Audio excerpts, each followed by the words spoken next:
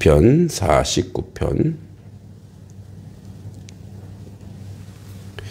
16절에서 20절입니다.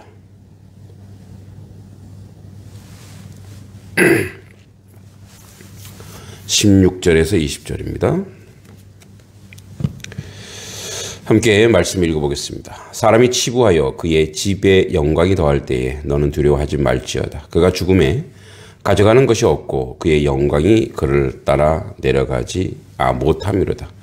그가 비록 생시에 자기를 축하하며 스스로에게 좋게 함으로 사람들에게 칭찬을 받을지라도 그들은 그들의 역대 조상들에게로 돌아가리니 영원히 빛을 보지 못하리로다. 존귀하나 깨닫지 못하는 사람은 멸망하는 짐승 같도다.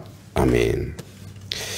네, 오늘 말씀 제목을 부의 몰락과 의의 승리로 적였습니다. 이제 오늘 본문 내용이 바로 그러한 내용인데 이 즈음에서 이제 우리 마무리하고 있는 시편 49편을 한번 정리해 볼 필요가 있을 것입니다. 오늘 이제 오늘 49편 전체는 악의 번성에 대한 성경적 교훈을 제시하고 있습니다. 본시는 전체적으로 욥기의 신학적인 문제와 유사한 내용을 좀 담고 있는데 전반부의 4절까지의 교훈의 대상과 그 진지함에 대해 서론적으로 언급되고 있고 중반부 12절까지는 악인의 본영은 한계가 있음을 죽음을 통해 설명하고 있고 오늘 20절까지는 영원히 변치 않는 소망에 대한 격려가 있습니다. 시편은 시대적 배경에 대해서 포로 후의 시대의 작품으로 보려는 경향도 있지만 대체적으로 다윗의 시대에 저술된 작품으로 이해합니다. 그리고 고라의 자손, 저자에 관해서는 고라의 자손을 직접 쓴 작품이라는 견해와 다윗이 본시를 지어서 고라의 자손에게 노래하도록 맡겼다는 그런 견해가 있습니다.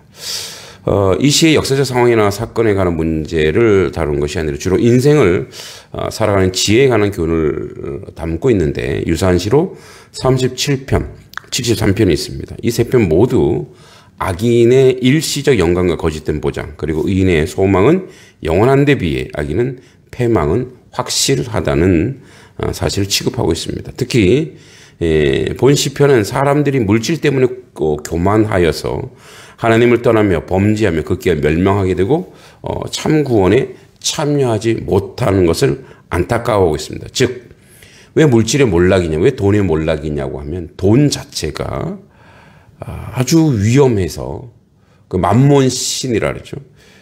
인간의 영생과 영혼에 대한 관심을 무너뜨리고 그러니까 이 땅이 살기 좋고 편하거든요.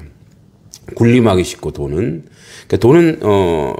그 아주 우리 세포 속속에 들어가서 이 자본주의 시대에 이 돈이라고 하는 이 권력은 모든 권력을 다 집어삼키고 있죠. 뭐 오늘이 12.10인데 우리 요즘에 영화 서울의 봄이라는 영화, 사실은 뭐 서울의 봄이라기보다 제가 보기에는 서울이 다시 겨울이 되는 그런 내용인데 이제 구테타를 일으켜 정권을 잡습니다. 그 다음부터 뭐죠? 치부하죠. 치부. 그래서 잘 살고 행복하게 사는 것이 무엇이냐고 했을 때 우리는 이제 돈으로 다 소용되는 그런 세상이 되는데 결국은 이 돈은 영원이나 영생과 전혀 관계없고 도리어 아주 보편적으로는 더 구체적으로는 영원과 영생을 방해하는 아주 큰 요소로 작용하고 있다는 거죠. 인간이 물질의 노예가 되지 않고 하나님을 온전히 신뢰할 때 영원한 생명을 소유하게 되는 것인데 15절의 말처럼 시인은 재물이 아무리 좋다 해도 인간의 생명이 소멸되면 더 이상 존재할 수 없음을 밝힙니다. 영혼을 사모하도록 지음받은 인간은 결코 물질을 통해 완전한 만족을 얻을 수 없음을 호소하고 있습니다. 전도서 3장 11절. 그러니까 인간은 왜 영원과 영생으로 기결될 수밖에 없냐면 물질이 아무리 많아도 만족할 수 없기 때문에. 그가 만족하는 게 뭐냐? 그가 완전히 만족하고 있는 것은 하나님과 소통되고 하나님과 연결될 때 인생은 만족하고 행복한 거죠. 그러니까 이것을 믿음의 사람들이 다 증명하고 있습니다. 가진 것이 없어도 하나님과 소통했을 때 오는 기쁨과 만족이 있다는 거죠. 그러므로 인간은 창조된 인간은 물질과 사실은 그 물질은 도구이고 수단일 뿐이지 큰 관계가 없다라는 거죠. 그래서 본신은 황금 만능주의나 이기주의 함몰되어 있는 인간에게 올바른 길을 제시하는 교훈적 지혜시로 분류됩니다. 시인은 본시를 통해서 세상 사람들에게 이 세상에 집착하는 어리석은 미몽에서 꿈에서 깨어나 보다 나은 미래, 영원한 세계를 지향하도록 설득하고 있습니다. 우리 인시를 통해서 의인이 핍박받고 악인이 형통하는 부조리한 현실에 대해 위로받을 수 있습니다. 아무리 악인이 현실적이고 성공하는 것 같을지라도 결국 패망합니다. 왜냐하면 죽음과 함께 그 물질은 다 사라지기 때문이었습니다. 그럼 우리는 본시를 단순히 하나의 교훈을 전달하는 격언으로만 접근해서는 안 되고 반드시 하나님의 공의로운 심판과 그 가운데서도 사랑과 은혜를 베푸시는 구속사적 관점에서 바라보아야 합니다. 이러한 영적 안목에서 우리 이 시를 이해할 때 물질적 풍요로움으로 인하여 하나님을 무시하는 영적 미몽 상태, 마치 상태에서 깨어난 오직 인간의 모든 문제를 해결할 수 있는 것은 전능하신 하나님뿐이라는 걸 기억해야 됩니다. 재물을 의지하며 살아가는 악인과 하나님을 신뢰하며 살았던 시인에 대한 비교가 이루어지고 있습니다. 그래서 세 단락으로 하면 오늘 마지막 단락, 하나님을 향한 변치 않는 소망이 있어야 되겠습니다. 그래서 결국은 인생은 물질과 함께 몰락할 수밖에 없는 것이 인생입니다. 죽음 앞에서 지내는 악인의 물질적 풍요의 한계에 대해서 다시 한번 결론적으로 권면하고 있습니다. 그래서 16절에 보면 사람이 치부하여 부를 쌓아 그의 집에 영광이 더할 때 너는 두려워하지 말라 이렇게 얘기했습니다. 즉 풍요로운 불신자들이 죽음이 확실하므로 그들이 시기할 필요가 없다고 말합니다. 자, 우리가 또 12.12인데 힘들어하고 아파하는 게 뭐냐면 실명을 거론해서 죄송합니다만 그 전 대통령이 마지막까지 골프 치고 잘 먹고 잘 산 것에 대해서 배합하지 말란 얘기예요. 결국은 그의 불신과 그의 미몽은 죽음과 함께 모든 것이 사라졌고 죽음 이후의 세계는 성경에 말한 바와 같이 녹록치 않은 지옥 생활이 일 것이라는 거죠. 그래서 그거를 이렇게 부러워하거나 원망할 이유가 없다는 거죠. 우리는 물질적 번영을 가대평가해서 하나님의 공의를 의심해서는 안 됩니다. 하나님은 공의로운 분입니다. 우리는 물질적 번역을 과대평가하여 하나님의 공의와 의심해서는 안 되고 재물만을 토대로 구축하는 영화와 행복을 허무한 것이며 진정한 축복과 너무 거리가 멀다는 것이죠. 시인에게 비난한 의인의 운명은 부요한 악인의 영광보다 결과적으로 나음을 지적합니다. 인간에게 있어서 가장 복된 일은 하나님의 은총을 깨닫는 일입니다.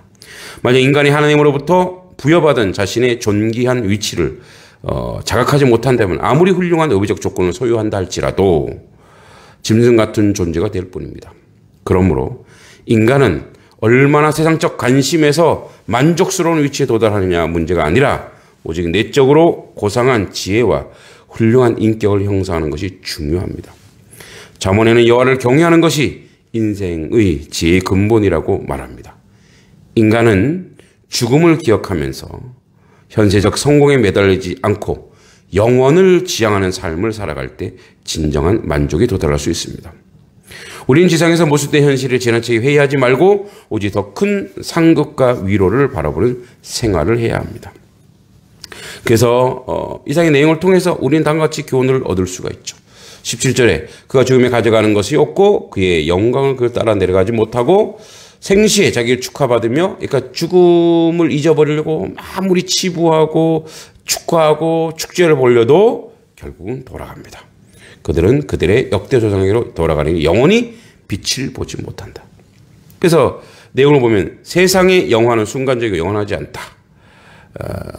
그런 말이 있죠. 인생 일장춘몽이라고.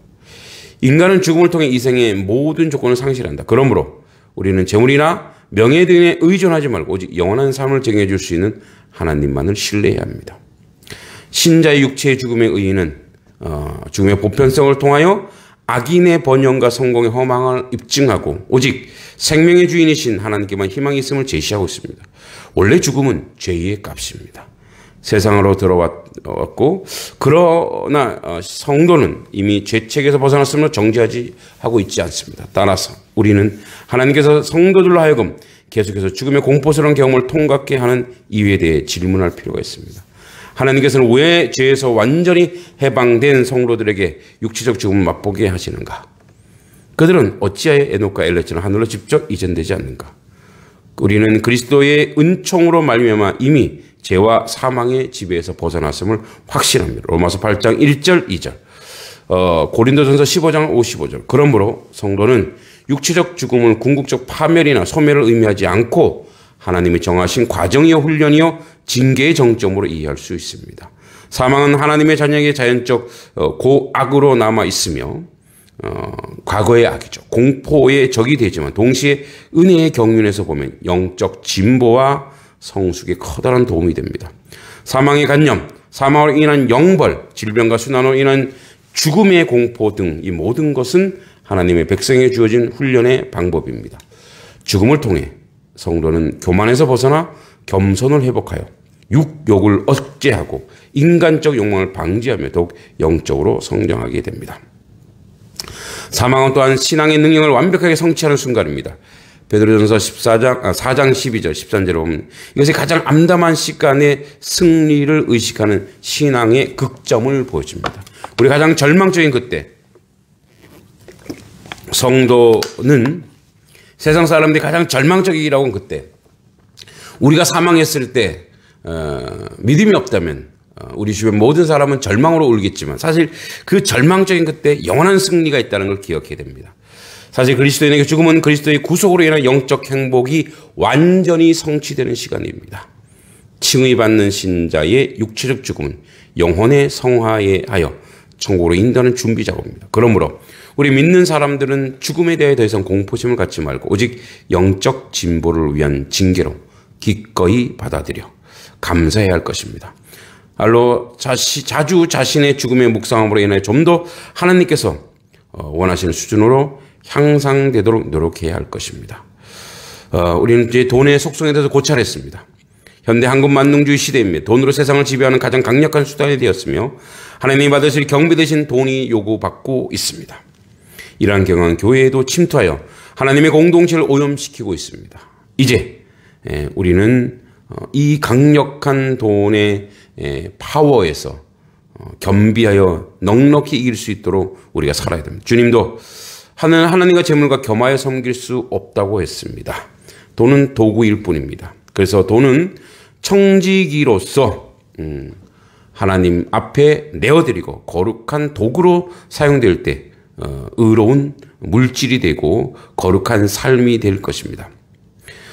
돈은 어디든지 침투할 수 있는 독특한 능력을 가지고 있습니다. 그리고 돈은 모든 거에 소통됩니다. 돈이 가진 거룩성은 돈은 아이러니하게도 선하고 아름다운 일들을 온전히 가지게 합니다. 돈은 우상성도 있습니다. 그래서 이러한 물질을 우리가 단순히 중립적 대상이 아니라 강력한 힘이 있다는 만몬이라는 걸 알고 경계하고 경험해요. 그래서 돈을 가지고 살 수 없다는 걸 분명히 알아. 겸손하게 물질도 선하고 아름답게 사용할 수 있는 그런 지혜로운 하나님의 청지기가 되길 소망합니다. 결국은 우리 모두 하나님께로 가게 되어 있습니다. 하나님 앞에 선자로 오늘 우리에게 사용되는 시간과 물질과 모든 것들을 승리자로 살길 바랍니다. 돈을 치부하여 몰락하지 말고 의의 승리자로 살아 하나님께 영광되는 하나님 백성 되길 간절히 소망합니다. 기도하겠습니다. 자비하신 아버지, 은혜 감사합니다. 아버지 앞에 온전하고 바르게 세워지는 인생 되게 하시고 하나님 세상의 물질을 치부하여 몰락의 자리로 가지 말고 의로움을 쌓아 선이 승리하는 의로운 승리자 되게 하여 주시옵소서. 주님 오늘도 우리와 함께하여 주실 줄 믿고 예수님의 이름으로 간절히 기도하옵나이다.